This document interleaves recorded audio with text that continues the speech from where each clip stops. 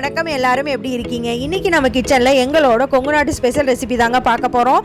இட்லி தோசைக்கு சூப்பரான சைடு காம்பினேஷனுங்க. இந்த ரெசிபியை தவிர வேற எதுவுமே இந்த அளவுக்கு சூப்பரா இருக்குன்னு நான் சொல்லவே மாட்டேன். ஏன்னா எங்களோட கொங்கு நாட்டு ஸ்பெஷல் ரெசிபி இது. கொங்கு நாட்டு வீட்டில் எல்லாமே இட்லி தோசை செய்யும் போது கண்டிப்பா ஒரு நாள் இந்த குழம்பு இல்லாம இருக்காது. அந்த அளவுக்கு ரொம்ப சீக்கிரமாகவும் செஞ்சிடலாம். டேஸ்ட்டும் அல்டிமேட்டா இருக்கும். வாங்க எப்படி செய்யறதுன்னு பார்க்கலாம். Welcomes to Deep delicious kitchen. கத்திரிக்காய் உருளைக்கிழங்கு கடையில் இன்னைக்கு நம்ம குக்கரில் தான் செய்ய போகிறோம். குக்கர் அடுப்பில் வச்சு சூடானதுக்கு அப்புறம் 1 டீஸ்பூன் கடலெண்ணெய் விட்டுக்கலாம்.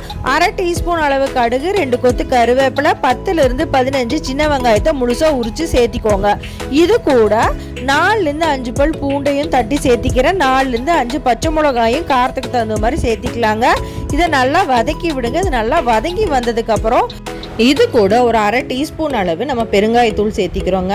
பெருங்காயத்தூள் சேர்த்துனதுக்கப்புறம் 2 பெரிய தக்காளியை நான் நாட்டு தக்காளியை எடுத்து கட் பண்ணி சேர்த்திருக்கேன். நாட்டு தக்காளி போடுங்க, அப்போ தான் டேஸ்ட் நல்லாயிருக்கும். ஆப்பிள் தக்காளியும் சேர்த்தலாம். இப்போ நாட்டு தக்காளி சேர்த்தும்போது கொஞ்சம் புளிப்பு சுவையோட நல்லாயிருக்கும். இது கூட நம்ம கட் பண்ணி எடுத்து வச்சுருக்க 2 பெரிய உருளைக்கிழங்கை கட் பண்ணி சேர்த்திருக்கோம். 5 to 6 நாட்டு கத்திரிக்காயை கட் பண்ணி சேர்த்திட்டு நல்லா வதக்கி விடுங்க. நல்லா வதங்கி வரட்டும். எண்ணெயிலே 2 to 3 நிமிஷம் நல்லா வதங்கினதுக்கப்புறம் இது வேகிறதுக்கு தேவையான அளவு தண்ணியும் சேர்த்திக்கலாம். தண்ணி சேர்த்திட்டு தேவையான அளவு கல்லுப்பு, 1/4 டீஸ்பூன் மஞ்சத்தூளும் சேர்த்தி 1/2 டீஸ்பூன் அளவு மிளகாத்தூளும் சேர்த்தி நல்லா கலந்து விட்டுருங்க. இது நல்லா கலந்து விட்டுட்டு நம்ம குக்கர் மூடி போட்டு இப்போ 2 விசில் விட்டு எடுக்க போகிறோங்க. 2 விசில் விட்டாவே போதும். உருளைக்கிழங்கும் கத்திரிக்காயும் நல்லா கொலைய வெந்து வந்து 2 விசில் விட்டுறலாம். இப்போ 2 விசில் வந்துருச்சுங்க. 2 விசிலும் போயிடுச்சு. இப்போ ஓப்பன் பண்ணி பார்த்துடலாம். ஓப்பன் பண்ணி பார்த்தீங்கன்னா நல்லா உருளைக்கிழங்கும் கத்திரிக்காய் நல்லா வெந்து வந்துருச்சு. இப்போ எக்ஸ்ட்ரா இருக்கிற தண்ணியை வடிச்சிடலாம். ஏன்னா தண்ணியோட நம்ம கடைஞ்சோம்னா நல்லா கடைய முடியாது, மேஷ் பண்ண முடியாது.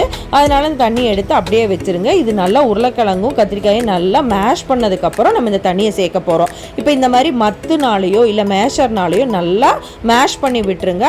முடிஞ்ச அளவுக்கு நல்லா கலந்து கையினாலேயே நம்ம மேஷ் பண்ணி விட்டுறலாம். ஏன்னா இது சீக்கிரம் வெந்துருச்சு. நல்லா வெந்ததுனால ஈஸியாக நம்ம மேஷ் பண்ணி எடுத்துக்கலாம். இப்போ நம்ம எடுத்து வச்ச தண்ணியும் இது கூட சேர்த்திட்டு நல்லா கலந்து விட்டுருங்க.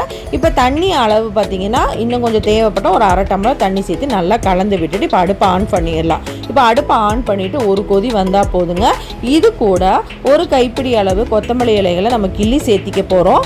சேர்த்திட்டு நல்லா கலந்து விட்டுட்டு அடுப்பை ஆஃப் பண்ணிடலாம். சூப்பரான உருளைக்கிழங்கு கத்திரிக்காய் கடையில் இப்போ ரெடி ஆகிடுச்சுங்க. டேஸ்ட் அல்டிமேட்டாக இருக்கும்.